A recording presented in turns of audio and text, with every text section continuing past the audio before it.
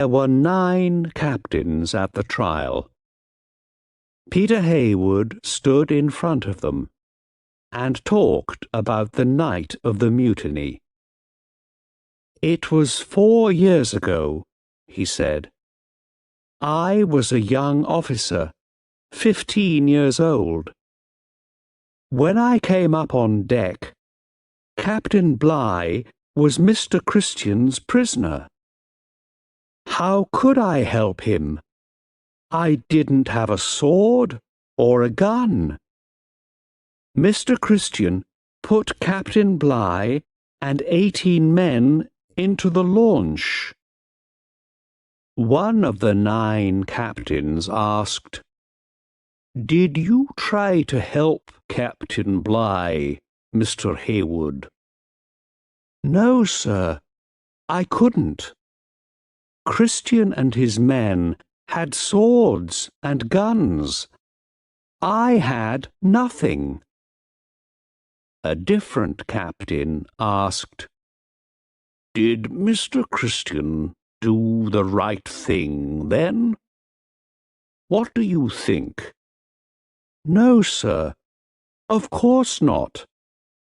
"But you didn't get into the launch with Captain Bligh. Why not?" "I couldn't, sir. It was full. There were 19 men in it. It nearly sank without me." "Did you say anything to Captain Bligh?" No, sir, I didn't. Some men did, but not me." "So, Mr. Heywood, you were an officer on the Bounty, and you saw this mutiny, but you did nothing. You just stood and watched. Is that right?" Yes, sir." Peter Heywood was afraid now. "I was very young then, sir." "You were an officer. An officer must always help his captain. Wait there." The 9 captains walked out of the room. Peter waited for a long time. His mother and sister were with him, but he felt afraid. Then the captains came back, and the oldest captain said, "Peter Heywood, because you did not help Captain Bligh, we say you helped the mutiny. And there is only one punishment for mutiny: death. Do you understand?" Peter's face was white, and he felt ill. But he said quietly, "Yes, sir. I understand." 2 days later, he saw the oldest captain again. There was a small, cold smile on his face. "Mr. Heywood, I have a letter from the king. The older sailors must die, but because you were a young boy on the Bounty, the king says you can live. You can go, Mr. Heywood. You are a free man." "Oh, sir, thank you. Thank you very much." Peter Heywood lived for many years. 20 years later, he was a captain of a ship, like Captain Bligh. Captain Bligh went back to Tahiti and took some more breadfruit trees to Jamaica. After that, he sailed many more ships.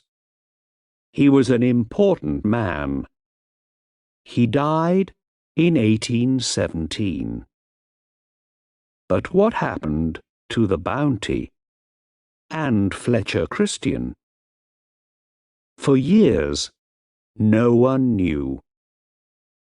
Then, 20 years after the mutiny, in 1809, an American ship, the Topaz, visited a small island called Pitcairn. When the captain of the Topaz came home, he had an interesting story. And 5 years after that, in 1814, 2 British ships, the Briton and the Tagus, arrived. Pitcairn was a small island with nowhere good for ships to land, but a canoe came out through the white water to the British ships. The men from the canoe came on to the Briton and looked for the captain, Sir Thomas Staines. "Good afternoon," he said. "Who are you?" A tall young man answered, "I'm Thursday." "I'm sorry," Captain Staines said. "What did you say?" "My name is Thursday," answered the young man. "Thursday, October Christian. I live on this island. You are welcome here. Would you like to come to my village and eat with us? Mr. Adams would like to see you." "Well, thank you very much," said Captain Staines. "And Captain Pippon from the Tagus? Can he come too?" "Of course," said Thursday. "He is welcome." The 2 captains got into the canoe, and Thursday and his friends took it through big green and white waves to the island. Near the beach was a small village. "How many people live here?" Captain Staines asked. "About 40, said Thursday. "Here is our king, John Adams." An old man with white hair came towards the 2 captains. He wore trousers and an English sailor's shirt. "Good afternoon," he said. "My name is John Adams of HMS Bounty. Welcome to Pitcairn Island." Some old women gave the captains wonderful food, and John Adams told them his story. When the Bounty left Tahiti, Christian was very worried. "A ship is going to come from England," he said. "They want to kill me. They must never find us." So, when we landed here, we took all the pigs and goats and burned the Bounty. There were 10 English men, 7 Tahitian men, and 12 Tahitian women. When Christian took the wife of one of the Tahitian men, the Tahitian man killed him. Then the Tahitian men killed most of the English men. They nearly killed me. But the women stopped them. The women killed the Tahitian men. After that, there was one man alive on the island. Me. But there were 9 women and some small children. This young man, Thursday, is Fletcher Christian's son. Oh, I see, said Captain Staines. So, you were alone here, with 9 wives. John Adams smiled. He looked a tired but happy man. The old women near him smiled too. Well, yes, sir, he said. But I'm a good husband to them, and a good father to all these children. And of course, now that these boys are men, they have wives too. Do you all speak English? Captain Pippin asked. Yes, sir. English and Tahitian too. We have our pigs and goats and coconut trees, and we think about God every day, sir. You are very happy, Captain Staines said. We are, sir, John Adams said. All of us.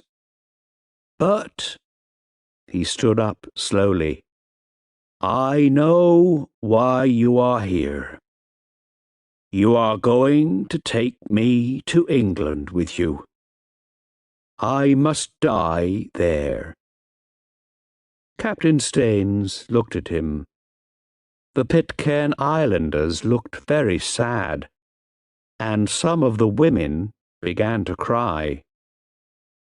What do you mean, man? Captain Staines asked. Well, Captain, I was in the mutiny against Captain Bligh. It was a long time ago, but I did it. I must take my punishment. But, my God, Captain Staines looked at Captain Pippin. Of course, the man is right, he said, but we can't do this. You're an old man, Mr. Adams, and you are happy here. Your wives and children need you. It was 20 years ago, man. People in England don't talk about the bounty today. And Fletcher Christian is dead. He is dead, but I'm not, John Adams said. I helped him, and I'm here now, in front of you. And this is your home, Captain Staines said. You are an old man. You must die here, not in England. Sit down, Mr. Adams. Let's finish this wonderful food. All right, Captain, John Adams said. And thank you. He sat down, and the Pitcairn Islanders smiled. Tell me about Bligh, Captain Staines said.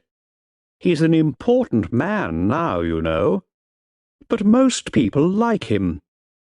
Why were you all angry with him? Adams thought for a minute. He looked up at the trees over his village, and at the smiling faces of his wives and children. Bligh? He said. Well, he was a good sailor, of course. We were angry with him, but I can't remember why. It's a very long time ago.